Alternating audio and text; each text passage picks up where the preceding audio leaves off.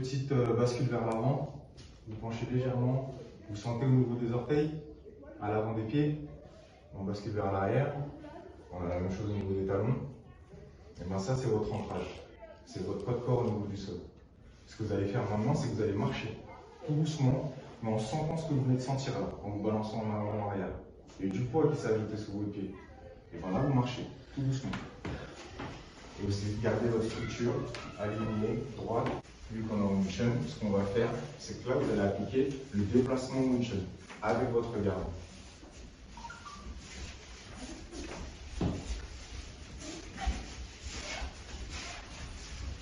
Et pareil, demi-pas, pas complet. On sent le pied, le mouvement. C'est quelque chose que vous devez ressentir naturellement. C'est-à-dire, on se met en contact avec la personne. Il n'y a pas vraiment de règle. Le but du jeu, c'est de déséquilibrer l'adversaire. Peu importe, si moi je veux rentrer, avec de lui m'empêcher. Par exemple, je rentre, voilà, il m'empêche, lui pareil si tu veux rentrer. Pareil. Et au bout d'un moment, on joue. Et le but, c'est de déraciner la personne. Il faut rester en contact, par contre. Je n'avais pas précisé tout à l'heure. Faites bien attention, vous restez en contact. Regarde, je vais te montrer rapidement. Je prends ta place. On est ici. Voilà, on est juste là. Toi, tu vas essayer de me pousser. Voilà. Juste ça. Et tu as le droit de venir mettre ta main sur moi pour me pousser. Par exemple, tu trouves un trou, ici à la rentrée, tu peux mettre ta main par exemple. Voilà. Et à toi de, avec tes pieds, me pousser. Ok. Plus tu vas te relâcher, plus le poids de ton corps qui est au niveau de tes épaules va tomber dans les jambes, plus ça sera facile pour toi au-dessus. Voilà. N'hésitez pas à mettre, quand vous vous sentez bien, voilà, comme ils font à deux, mettez un peu plus d'intensité. Mais le but du jeu, c'est vraiment les pieds et les mains pour l'instant. On a besoin de relâcher notre corps, de voir notre corps comment réagit. Notre corps, voilà, quand une attaque arrive, quand quelque chose arrive vers nous, qu'est-ce qui se passe? Comment je réagis? Plus on sera relâché, plus tu auras le temps de choisir de prendre une décision. Voilà, je te rends la vie. Vas-y, viens sur moi, cherche à voilà.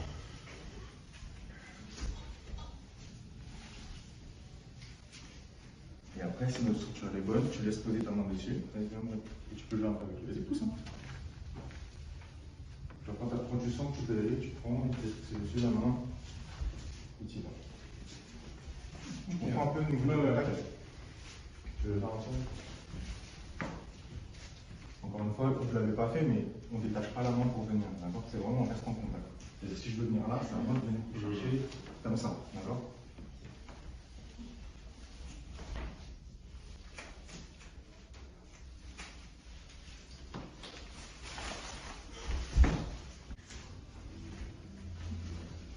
Voilà. Par exemple, ce que je viens de voir, vous voyez le concept du Wing Chun, ça a toujours été ça, toujours deux extrêmes. C'est toujours plein, vide, dur, mou. Là, par exemple, c'est constamment dans le mou. Donc, c'est à vous de choisir un moment pour pouvoir attaquer. D'accord. Voilà, vous êtes dans le mou et quand on attaque, on devient plus dur. Ok. Donc là, si vous êtes dans le mou, vous attaquez mou, ça arrive en mou là. Ouais. Ça, c'est l'intention. Tu vois ce que je dis souvent, l'intention. Ce qu'on met au bout de main. Ça, c'est une conscientisation de ce qu'on fait. Dans ta tête, tu dis à tes mains d'aller vers l'avant, elles vont vers l'avant. Okay. Et quand tu as besoin de mettre plus d'intention, voilà, tu appuies un peu plus. C'est tout. Là, tes mains sont présentes juste pour lire. Comme je disais, c'est qu'est-ce qui arrive devant moi. C'est quelque chose de très fort. Je pousse. Quand c'est quelque chose que je peux contrôler, je prends le dessus. Voilà, tout de suite. Okay. Parce que ma structure, elle est prise. Faut bien. On met de l'intensité.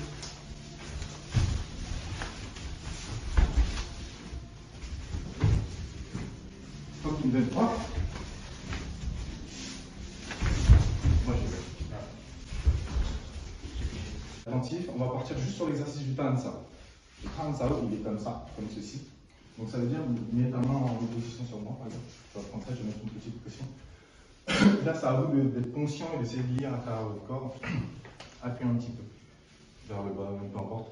En gros, c'est juste pour comprendre que là, si moi je suis crispé, mon épaule elle est tendue, mon coude il est tendu, et après toute la crispation elle se fait pas que sur ma main, c'est-à-dire sur tout mon bras. Et ensuite, si moi c'est relié musculairement, c'est très dur, ça va même aller dans le dos, etc., etc. Le but de l'exercice, c'est de pouvoir garder cette pression-là, ça veut dire Adrien lui va sentir ce que je lui remets, tout en lissant ici, en faisant tomber l'épaule et relâchant le coude. C'est très dur à voir de l'extérieur. Mais viens, Mine, t'as l'air sceptique. Hein. Tu vas juste mettre ta main ici parce qu'il faut toucher pour sentir. Non, en fait, tu fais la même chose. Tu fais la même chose. Regarde. Là, je me crispe. Mets ta main au niveau de mon articulation là. Tu vois que c'est tendu. Ok, toi plus léger juste pour pouvoir lire. Voilà. Je sens que c'est dur. Là, si je relâche mon épaule et mon coude, tu as vu que ça a changé? Ouais. Voilà. En fait, c'est ça. C'est pour ça que je dis que c'est dur de voir en externe, c'est à vous de le ressentir. C'est qu'au final, moi, ma pression, c'est ça, vous pouvez le faire tout seul. Par exemple, vous mettez votre tansao là, par exemple, assez solide, vous posez votre main, vous sentez une petite crispation, et le but du jeu, c'est de relâcher le coude. Pour ça, il faut relâcher l'épaule. Tout en gardant une pression vers l'avant. Tu l'as senti, ma pression n'a pas forcément changé. Hein. Sauf que moi, quand je me suis relâché, mon coude, il est tombé. Tu vois. Donc, essayez de travailler ça, je vais passer avec vous, comme ça, je vais vous le faire avec vous. Essayez de relâcher par l'épaule. Voilà, déjà, l'épaule, ça marche. Et voilà, en fait, sur ça, donc on essaie de relâcher le coude tout en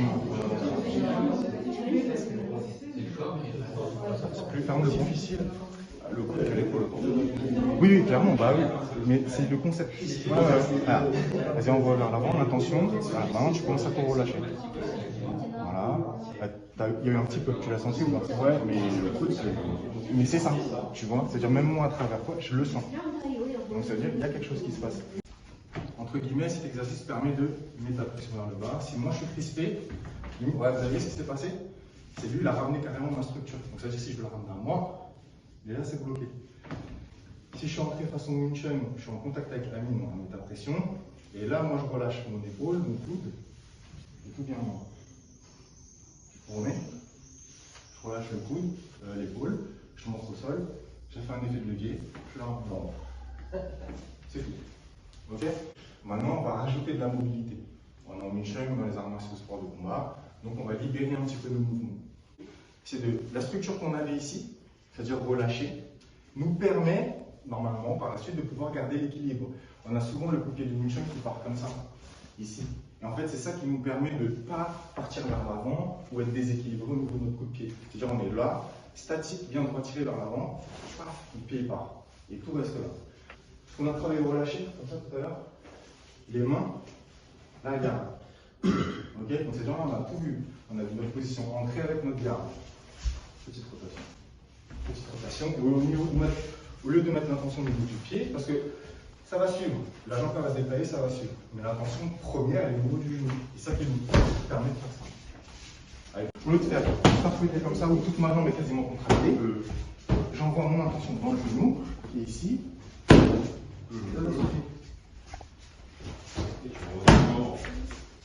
Et en fait, à la fin, tu retrouves quoi?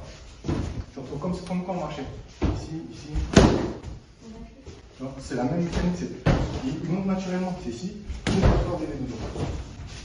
Dans mes mouvements de Wing Chun et dans mon application d'intention, ce qui arrive au bout, c'est le maximum. C'est-à-dire, on a concentré toute mon énergie qui est ici vers l'avant. D'accord? Mais le triangle ne s'arrête pas qu'ici. Elle s'arrête aussi dans notre structure. C'est-à-dire au niveau de nos pieds, nos mains, ça forme un peu comme un diamant. Je ne sais pas si vous arrivez à visualiser le bas d'un diamant là. Et au final, quand on avance en Wing Chun, on est ici, et c'est tout le triangle qui avance en même temps. Il y a vraiment cette idée de confort. On a toute notre base de triangle, notre structure qui pousse dans le point, et c'est ça qui nous permet de rentrer. On a donc ça, on a notre qui part, et moi ce que je vais essayer de faire, c'est de toucher là. Donc toi, tu vas essayer de t'enlèves le bras, enfin ton bras quand j'arrive. Donc là, je suis contracté. Voilà. Ce qui va se passer, c'est que je vais relâcher, c'est le même concept que tout à l'heure. L'épaule, le coude qui se relâche, ici. Ici. Enlève.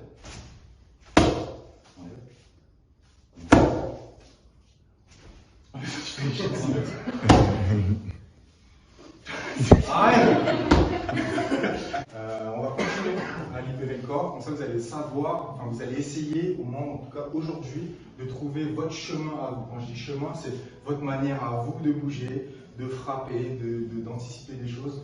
Donc là, on était sur un premier coup avec le tranchant de la main. L'idée c'est que notre structure, c'est-à-dire l'ancrage au niveau de notre pied, va nous donner cette force qui va venir du sol.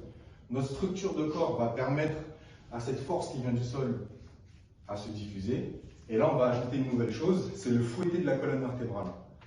Donc notre colonne vertébrale, elle n'est pas faite pour rester rigide, elle est faite pour être souple. Donc entre guillemets, quand ça va venir du sol, ça va monter dans mon dos, et ma colonne vertébrale va m'aider, moi, comme un fouet, comme le concept du fouet, à venir taper dans le barreau. Donc là, c'est juste mécanique, ça, je ne vais pas engager beaucoup de force, c'est juste mécanique. Donc je suis collé ici, enfin, je peux rester ici. Je vais chercher dans le sol. Juste ça, ça vient dans le sol, j'envoie et ça arrive ici. Dans le sol. Vous avez entendu le son? Ça là, c'est ça qu'on crée. Parce que si on fait juste ça, c'est de la poussée, c'est pas de la poussée. Nous, on cherche de l'impact. Donc, votre petit chemin, je suis ici, je suis dans le sol, je vais chercher ma colonne vertébrale qui fait. Ici. Vous avez vu ce côté ça. C'est ça. Comme si tu voulais nous traverser. Ouais, mais c'est ça. C'est que là, le concept, par exemple, je sais qu'en Europe, comment. Non, mais par exemple, en fait, le concept de la colonne vertébrale n'est pas le même en Europe qu'en Asie. Quand tu as mal au dos, tu as mal à la colonne vertébrale, on va te demander de te reposer. Ça va rigidifier tous les muscles de la colonne vertébrale. En Asie, on te demande de la tourner dans tous les sens. Parce qu'elle est faite pour bouger, la colonne vertébrale. Le fouet, il se met en place. Donc ça monte, coup de fouet, et je connecte. Voilà, par contre, à la fin, avec beaucoup plus de pratique, ça se fait en interne, c'est-à-dire que ça se voit presque pas. Dans l'idée, cette fameuse vague, elle nous permet au final de ne pas aller chercher d'élan. C'est-à-dire, si je veux frapper ici, au lieu de monter très haut et frapper, cette vague, elle me permet, sur un petit espace, avec une grosse vague dans mon corps, de pouvoir frapper. Ici, au lieu de faire s'engager plus fort, je suis juste là. C'est-à-dire, cette vague qui se crée à l'intérieur, elle me permet ensuite de frapper. C'est pareil pour tous les coups. Je suis bloqué ici. Si j'ai besoin de refrapper, soit je repars avec cette main-là, on revient. Enfin, je suis ici, ou demi-pas, tout simplement. Ça veut dire que sur un petit espace, pouvoir avec, reviens. Petite structure, j'ai connecté une fois, si je veux reconnecter une deuxième fois, cette vague, tout simplement. Donc, one inch, j'ai un peu d'élan, c'est-à-dire j'ai à peu près une main, et je rentre, je connecte. 0, je le fais un petit peu. 0, c'est vraiment je suis au contact, je crée cette vague, et ça tourne. Donc, comme je disais tout à l'heure, c'est nos références, c'est son chemin, sa route. Chacun va être différent. Vous avez bien vu tout à l'heure, on a tourné un peu avec différentes personnes, on a senti des contacts différents. C'est parce que chacun a sa manière de se mouvoir, entre guillemets. Vous allez faire un petit exercice et ça va vous apprendre à gérer vos frappes et à comprendre quel type de frappe on voit. Entre guillemets, on décortique 3. C'est-à-dire celle qui est la rapide, c'est la rapide à la touche. C'est-à-dire, je vais être très rapide, je ne vais pas forcément faire beaucoup de dégâts. Je suis juste là, je ne fais pas de dégâts, mais c'est de la touche et c'est de la rapidité. Entraînez-vous à faire quelques frappes comme ça. Le deuxième, je l'appelle le bourrin. C'est-à-dire, on n'en a rien à faire. Ce qu'on veut, c'est traverser. D'accord? On est ici, en bas, je vais derrière. Okay. Donc, vous avez vu, première, la touche. La deuxième, je vais traverser tout derrière. Et en fait, la troisième, c'est la combinaison de ces deux-là. C'est-à-dire une rapide à la touche. Quand je dis à la touche, ça veut dire que c'est la situation du coup de poing. C'est-à-dire que je vais arriver fort, mais mon poing va s'arrêter à cet endroit-là. Je ne vais pas chercher à traverser. Donc je suis ici, ça donne ça. Vraiment, on retourne, et ça donne ça. Et ensuite, on combine les deux concepts. J'envoie tout, mais je me relâche au dernier moment. On essaye ça pour finir?